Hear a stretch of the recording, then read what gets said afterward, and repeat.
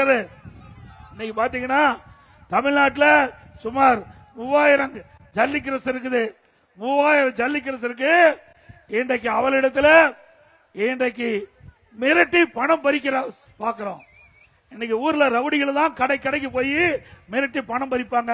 அதுபோல இன்றைய ஆட்சியாளர்கள் இன்றைக்கு ஒவ்வொரு ஜல்லிக்கரசர் உரிமையாளரையும் மிரட்டி பணம் பறிக்கின்ற சூழ்நிலை பார்க்கிறோம். ஒரு ஏக்கர் அந்த கிரசருக்கு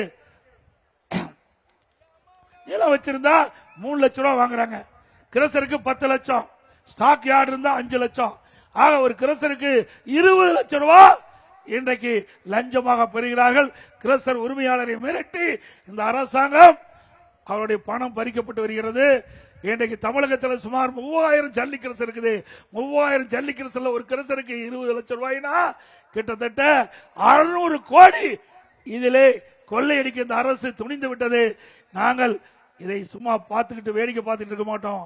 எப்படி இந்த அரசு கொள்ளையடிப்பதை மக்கள் பொறுத்துக் கொள்ள மாட்டாங்க.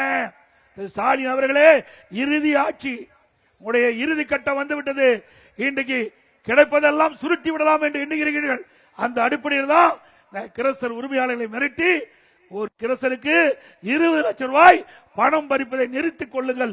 இல்லாவிட்டால் அதிமுக ஆட்சி மலர்ந்தவுடன் இதற்கு உரிய நடவடிக்கை எடுக்கப்படும் என்பதை நேரத்தில் தெரிவிக்கிறேன்.